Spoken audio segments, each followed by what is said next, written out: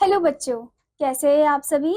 आशा करती हूँ कि आप सभी बहुत अच्छे होंगे और आप सभी ने जो पिछला अध्याय था उसे अच्छे से पढ़ा होगा।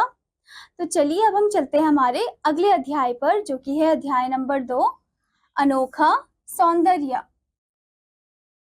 तो चलिए इस कहानी को पढ़ते हैं।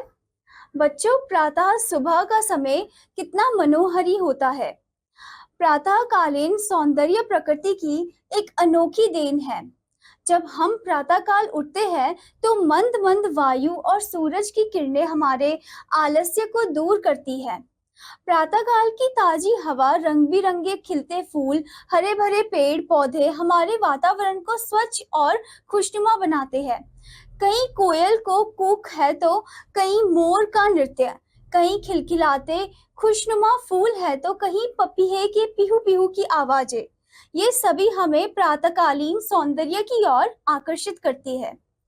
तो यहाँ पर किसके बारे में बात हो रही है? यहाँ पर बात हो रही है कि जब सुबह होती है, जैसे ही सुबह होती है, मॉर्निंग का समय होता है, तो उस समय क्या होता है कि बहुत ही सुंदर वो दृश्य होता है, बहुत ही सुंदर वो एनवायरनमेंट होता है उस समय।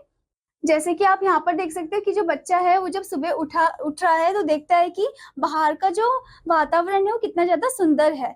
बाहर चिड़िया क्या कर रही, चहक रही है। आप देख सकते हो फूल क्या कर रहे, खिल रहे हैं और सूरज की किरणें भी आ रही है और उसे जगा रही है, उस बच्चे को बोल रही कि जागो, कितना सुंदर दृश्य है और सुबह का मजा लो, आनंद लो। ओके, आप देख सकते हो ये ठंडी हवा भी चल रही है उस समय। ओके, आगे इसमें क्या बोल रखा है? आगे इसमें ये बोला है कि जो पपीहे की पीहू पीहू है उसकी आवाज भी आती है, बहुत ही सुंदर लगती है, प्यारी लगती है और प्रातःकालीन सौंदर्य की ओर आकर्षित करती है। ये सभी चीजें क्या करती है, हमें अट्रैक्ट करती है। तो हमें इस अध्याय से क्या शिक्षा मिली है? हमें प्रतिदिन सवेरे उठकर प्रातःकाल के मनोहर दृश्य को देखना चाहिए। यह दृश्य हमें दिन भर के लिए स्फूर्ति प्रदान करता है। तो यहाँ पर बोला है कि हमें प्रतिदिन जल्दी सुबह उठना चाहिए और जल्दी सुबह उठकर हमें वो जो सुंदर सा दृश्य है सुबह का वो देखना चाहिए, क्योंकि वो हमें यह करता है, वो हमें एनर्जी देता है।